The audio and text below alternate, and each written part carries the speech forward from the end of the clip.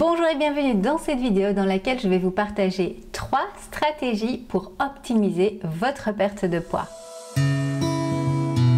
Aujourd'hui, nous nous retrouvons pour la troisième partie des fondamentaux de la perte de poids. On a vu les basiques, on a pu approfondir et maintenant on va optimiser. Passons aux 3 stratégies avancées pour optimiser vos résultats. La toute première, c'est la gestion des fringales et des émotions. Vous êtes nombreuses à me dire avoir ce souci, rencontrer ce problème. Alors qu'est-ce qu'une fringale? C'est une envie irrésistible de manger et elle peut survenir même si vous avez récemment mangé et que vous n'avez pas faim.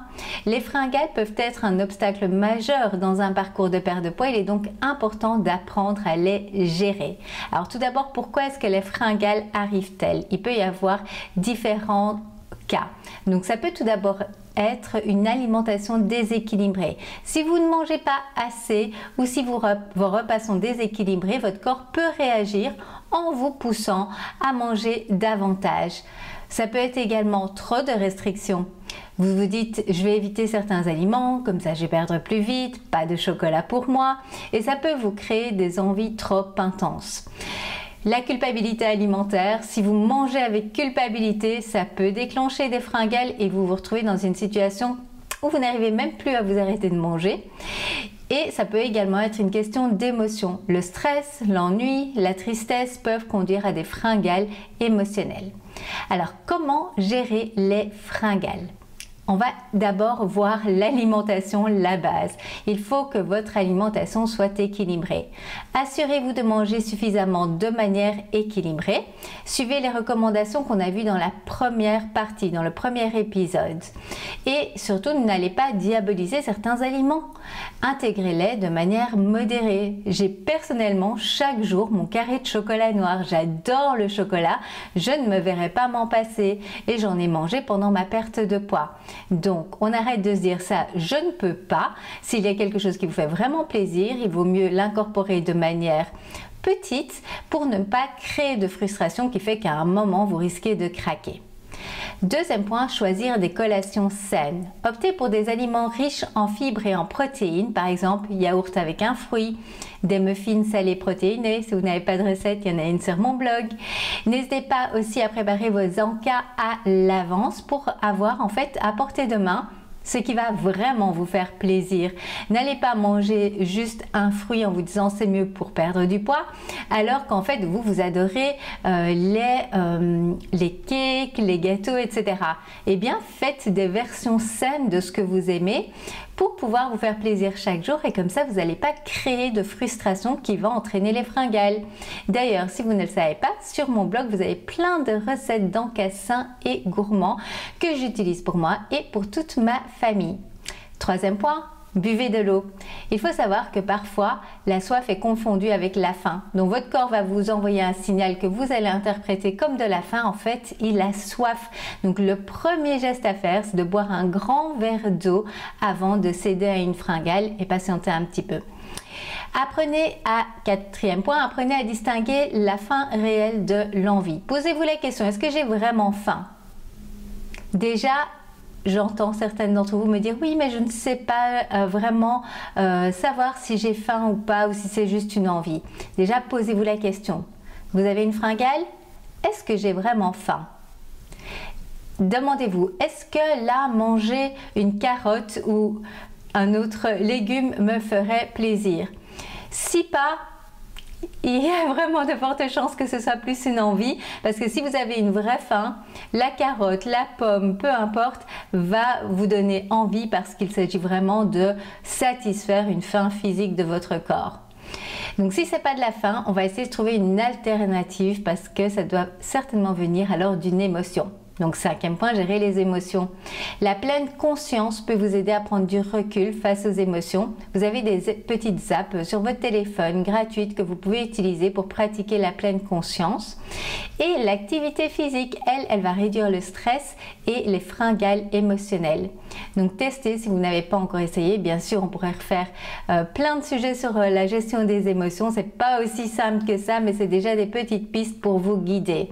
J'aime beaucoup pour les émotions aussi le fait fait de prendre un carnet et de noter ce qui se passe dans votre tête au moment où vous avez cette fringale. Vous posez des questions. Pourquoi est-ce que j'ai cette fringale? Comment je me sens? Quel est le besoin qui n'est pas assouvi à ce moment même? Est-ce que je suis triste? Est-ce qu'il y a eu un stress pendant la journée? Et vraiment aller chercher la vraie cause qui vous donne envie de manger quand ce n'est pas de la faim. Et le 6e point pour gérer les fringales, c'est éviter la culpabilité. Si vous cédez à une fringale, vous vous êtes fait un plaisir extra, c'est ok, ne vous blâmez pas, ça ne sert absolument à rien, vous avez perdu du temps et de l'énergie. Acceptez que ça arrive, que vous êtes humain et reprenez tout simplement votre routine directement. Donc ne dites pas « Oh, j'ai fait un écart, ma journée est fichue, aujourd'hui je me fais plaisir jusqu'au bout ». Ça, c'est pas le bon plan, je rigole parce que c'est quelque chose que j'ai pratiqué dans mes années de régime. Donc, vous avez eu un écart, c'est ok, vous vous êtes fait plaisir, ne vous prenez pas la tête, ne vous blâmez pas, mais reprenez directement une alimentation équilibrée. Vous allez voir qu'ainsi, un écart par-ci par-là ne va pas vous empêcher de perdre du poids. La gestion des fringales et des émotions nécessite de l'auto-observation, de la bienveillance envers soi-même et des choix conscients. Trouvez des stratégies qui fonctionnent pour vous et adaptez-les à votre parcours. Si vous n'êtes pas encore abonné à ma newsletter, n'hésitez pas à le faire, je vous mets le lien en description et je vous enverrai régulièrement justement des recettes saines, des recettes que vous pouvez utiliser pour vous toute seule ou pour toute la famille qui vont vous faire plaisir. D'ailleurs, merci à celles qui m'envoient des messages régulièrement. Je pense à une d'entre vous qui vient de me mettre un message sous mon blog du burger de thon qui est ravie. Donc ça me fait vraiment plaisir d'avoir vos retours. Et si vous êtes abonné à ma newsletter, eh bien vous allez recevoir comme ça automatiquement de temps en temps des recettes et des conseils et c'est totalement gratuit. Deuxième point que je voulais aborder aujourd'hui, la deuxième stratégie, donc après avoir vu la gestion des fringales et des émotions, c'est la gestion des plateaux. C'est quelque chose qui peut être très frustrant, les plateaux pendant la perte de poids, mais il faut savoir que c'est vraiment courant. Donc les plateaux, c'est quand on ne perd pas de poids pendant un certain temps. Donc ce que je vous conseille, si cela vous arrive, c'est de réévaluer d'abord vos objectifs. Peut-être que ils doivent être ajustés parce que comme vous avez peut-être stagné pendant un moment. Si vous gardez vos objectifs d'avant, vous allez avoir l'impression que ce sont des objectifs énormes. Donc fixez-vous de nouveaux objectifs réalistes, ça sert à rien de vous mettre la pression. Par exemple, si vous étiez dit sur le mois je veux perdre 3 kilos et qu'on arrive à la 3e semaine et ça fait 2 semaines que votre poids stagne et que vous avez perdu qu'1 kilo, eh bien réajustez, c'est pas grave, vous allez les perdre vos 3 kilos, ça prendra juste un peu plus de temps et c'est ok. Il est normal de stagner à certains moments, donc ne vous découragez pas si la balance stagne pendant quelques semaines, ça peut arriver. Maintenant, je vous recommande quand même d'aller un petit peu plus loin et d'analyser, par exemple, l'alimentation et les exercices que vous faites.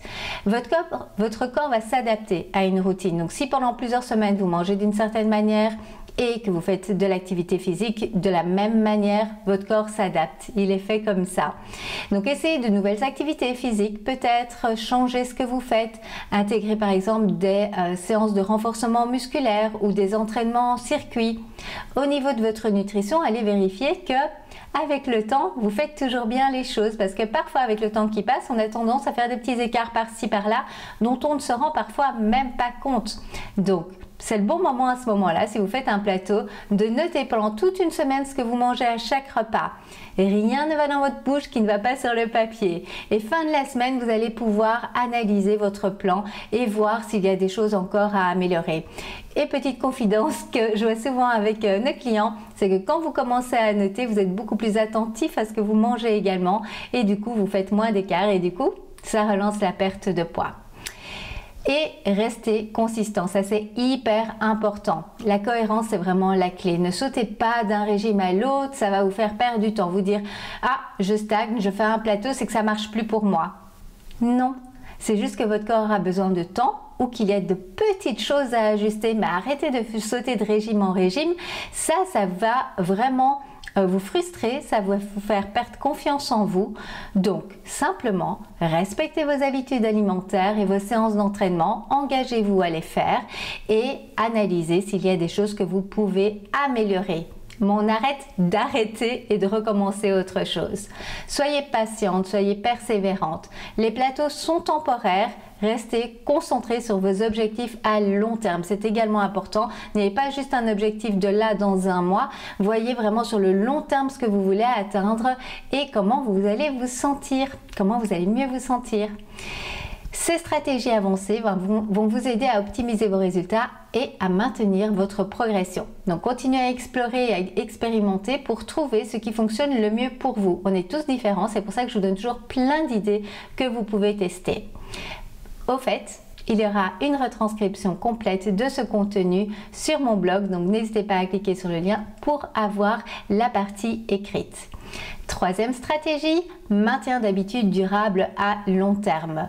Le maintien à long terme est souvent la partie la plus délicate de tout parcours de perte de poids. Parce qu'au début, on est motivé, on commence, on a toute l'énergie qu'il faut, et puis à un moment donné, ça stagne, et puis ça ralentit, et puis on peut perdre sa motivation. Donc, c'est vraiment important d'avoir cette vision long terme. Donc, voici comment est-ce que vous allez pouvoir adopter des habitudes durables et évoluer vers un mode de vie sain pour la vie, pas juste le temps de perdre du poids. J'ai 6 points pour cela. 1. Évitez les solutions rapides. La perte de poids durable ne se fait pas du jour au lendemain. Il faut que ce soit clair pour vous, que ce soit clair pour votre cerveau et que vous allez prendre de nouvelles habitudes pour la vie et que ça prendra le temps qu'il faudra. Évitez les régimes drastiques, les pilules miracles, les restrictions extrêmes. Vous ne tiendrez pas sur la durée et serez à nouveau déçu de ne pas arriver à vos objectifs. C'est pas bon pour votre confiance en vous. Et enfin, cherchez des solutions qui sont réalistes et réalisables sur le long terme. Donc, pas de solutions rapides. Deuxième point, adoptez des habitudes alimentaires durables. Manger pour nourrir votre corps, ça également, c'est une vue complètement différente que de manger pour perdre du poids. Donc, pensez vraiment, ce que je mange là fait du bien à mon corps, je prends soin de moi. Priorisez les aliments riches en nutriments, comme on l'a vu dans la première partie, légumes, fruits, protéines maigres, grains entiers. Cuisinez à la maison autant que possible. Vous avez ainsi plus le contrôle sur ce que vous mangez que si vous mangez à l'extérieur. Ça ne veut pas dire que vous ne pouvez jamais manger à l'extérieur, mais le plus possible à la maison fait par vos petites mains. Faites des repas et encas que vous aimez afin de ne pas ressentir de frustration. Pour moi, ça a été vraiment une grande aide. 3. Intégrez l'exercice physique dans votre quotidien. Trouvez une activité physique que vous aimez. Ça peut être la danse, la natation, la marche, le vélo, du moment que ça vous plaît. Faites-le avant tout pour votre bien-être et pour prendre soin de vous sur la durée. Donc, vous dites pas, je vais commencer le sport juste pour perdre du poids. Non, voyez une activité physique que vous allez tenir vraiment sur la durée pour le restant de votre vie pour prendre soin de vous. Faites-le avant tout pour votre bien-être et la santé sur la durée. Planifiez vos séances d'entraînement comme des rendez-vous importants que vous ne pouvez pas manquer. J'ai mon agenda là. Toutes mes séances sont mises dedans comme un rendez-vous très important parce que c'est important de prendre soin de ma santé. Si vous n'en faites pas une priorité, ça ne deviendra jamais une habitude durable. 4. Évolution vers un mode de vie sain. Changez votre perspective sur la perte de poids. Elle ne doit pas être votre seul objectif. Sinon, à chaque fois que vous allez rencontrer un obstacle, vous risquez d'abandonner. Visez un mode de vie global qui favorise la santé, l'énergie et le bien-être. Vous voulez être en forme pour le restant de votre vie, n'est-ce pas? 5. Équilibrer les plaisirs et la santé. Vous pouvez apprécier la nourriture tout en restant conscient de sa qualité. Savourez des repas sans culpabilité, mais soyez attentif à vos choix et ne cherchez pas la perfection. Vous pouvez de temps en temps avoir des extras, mais faire en sorte que ce soit occasionnel pour, dans un premier temps, vous aider dans votre perte de poids, mais aussi plus tard pour prendre soin de vous. En général, les extras qu'on fait, ce sont souvent trop de glucides, trop de gras, et tout ça ne fait pas du bien à notre corps. Mais notre corps est une belle machine, et si on le fait de temps en temps, ce n'est pas grave. Et le 6e point, célébrez vos victoires. Chaque petit pas compte, célébrez vos succès, même les plus petits. Vous avez adopté une nouvelle recette saine? Super! Vous pouvez vous féliciter, vous avez une nouvelle recette dans votre répertoire. Vous avez fait votre séance d'entraînement? Bravo! Et quand vous n'en avez pas envie, encore plus bravo! Je sais ce que ça demande et vous pouvez vraiment vous reconnaître pour cela. C'est une victoire.